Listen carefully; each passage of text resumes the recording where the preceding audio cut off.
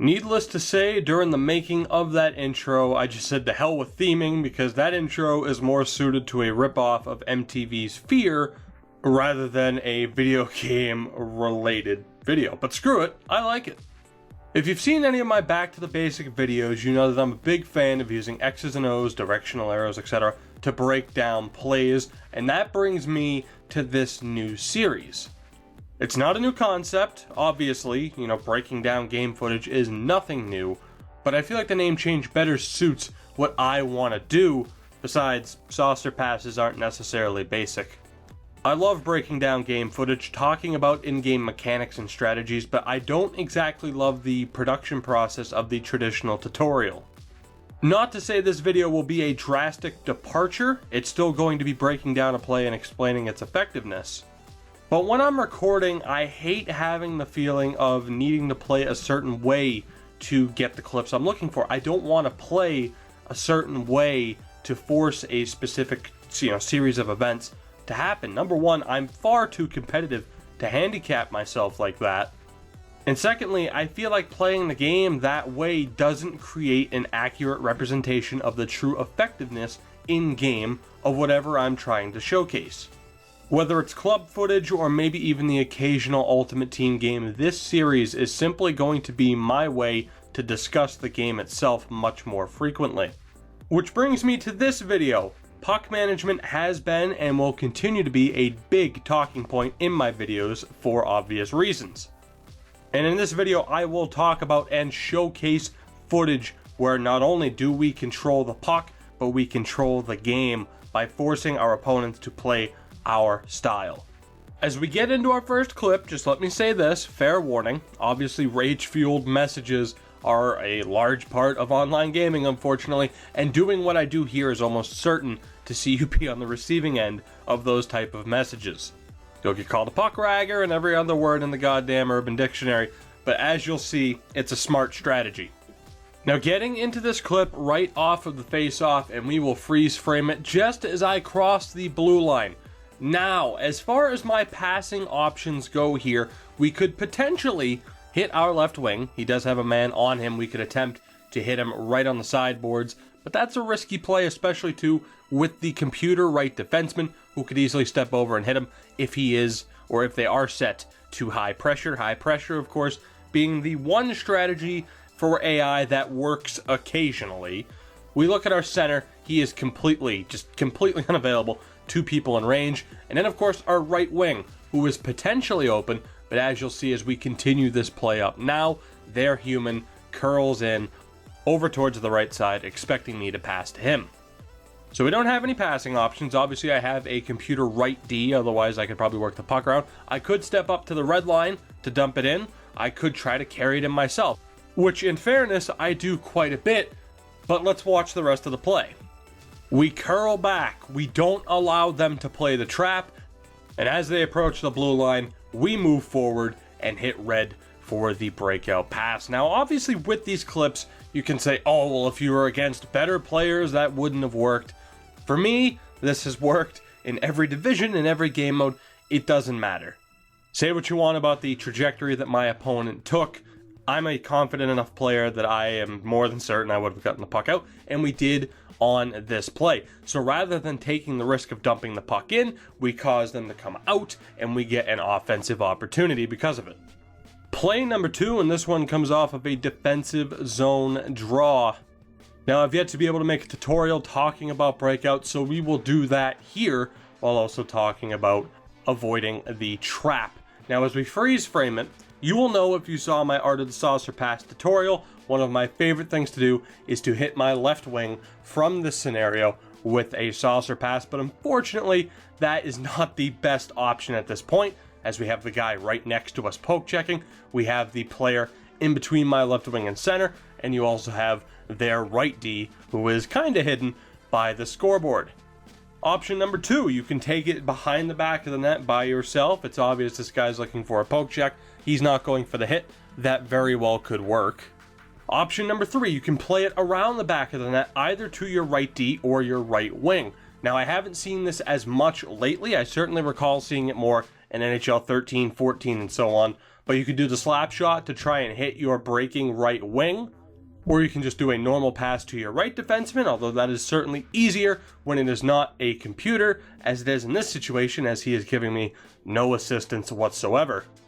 As opposed to a human, which the right thing to do would be to go and play the boards, unless of course you communicate and say, hey, slap shot play is coming, get off the board so you don't intercept it. Now as we freeze it again, we are currently between the slot and the blue line, and of course we take a look at my three main options.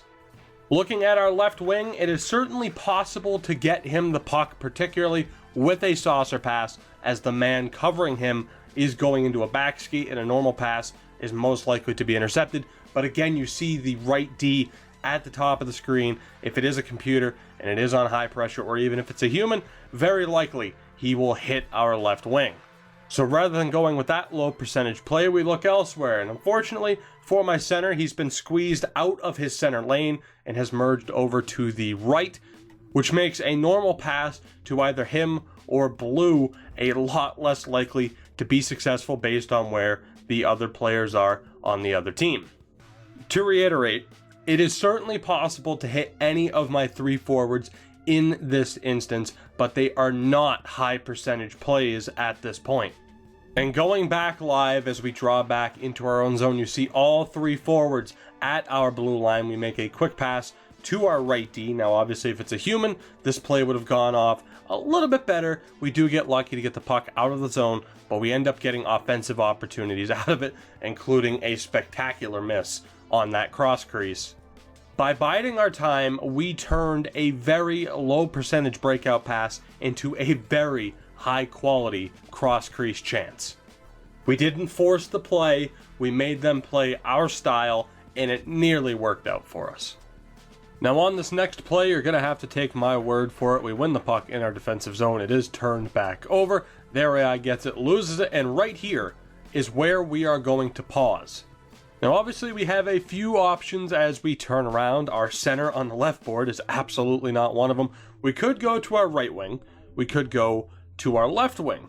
As you can see though, our left wing is starting to pivot, and when we continue the clip, you will see that if I passed to either of my wingers there, it would have been a turnover. We also could have gone to the right D, but of course with it being a computer, I would rather just dump the puck out and take a delay of game penalty rather than have him take it behind the back of the net and kill time and eventually turn it over. And continuing on, that split second of thinking that my two wingers would turn the way that they did paid off. Of course, not having the party chat in the background and just kind of knowing my teammates' tendencies, kind of knew that was going to happen. So we draw it back into our own zone. It takes a while, but they finally come down, they finally give up on the trap game, and they chase. I end up making a few moves to create the space to hit my left winger with the pass, and we end up getting an offensive opportunity out of it. Just remember this about this game in general. Remember this about NHL 16. It's not about making the game fun for your opponents. Now, I love a competitive game, but at the end of the day, what you're going to see in this game is the same old stuff of cross-crease attempts, wrist shots, the same tricks with very little realistic hockey, and often games come down, at least the close competitive games, come down to an animation not triggering or some ridiculous bounce.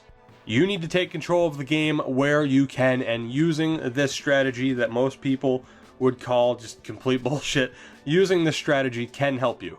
As I said at the start though, just be prepared to get a few angry messages, but if you're a fan of that kind of thing, then hey, you might be rushing to start doing this, especially as a defender.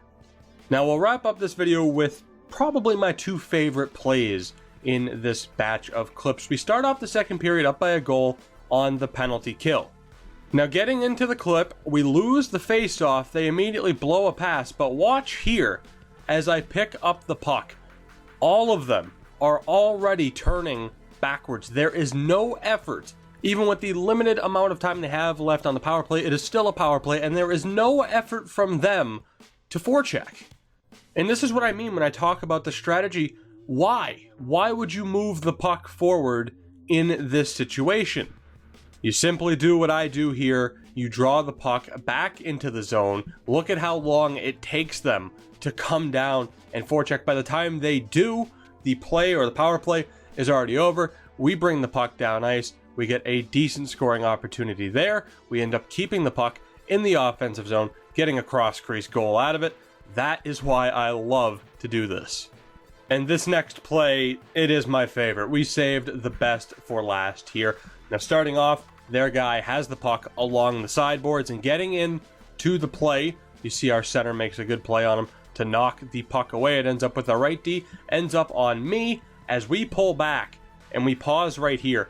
There is no attempt. We're up by a goal with 1.5 minutes and there's no attempt at a forecheck. So what do? We hold it and we kill the time. Getting back into the play, they finally decide to forecheck. We hold, the 2 other forwards come up and we make them pay for it. Now this is just a filthy goal, and I would also be pissed if it went in. But if they were forechecking the entire time, it wouldn't have happened. They end up rage quitting and we get the win. To sum up this first episode, and I hope you guys did enjoy, of course it is something a little bit different, but to sum up this episode, I think the title of the video is fitting. Patience is just key in this game. Knowing when to take your time rather than rushing up the ice, forcing cross creases and wrist shots. It's guaranteed to have you have better success in this game. Sure, you can win games by just going down the ice and forcing cross creases and taking the same wrist shots, but if you run into a good team, they're going to know how to shut you down. They're going to use strategies like this to draw you in, make you overcommit, and then they are going to rip you apart.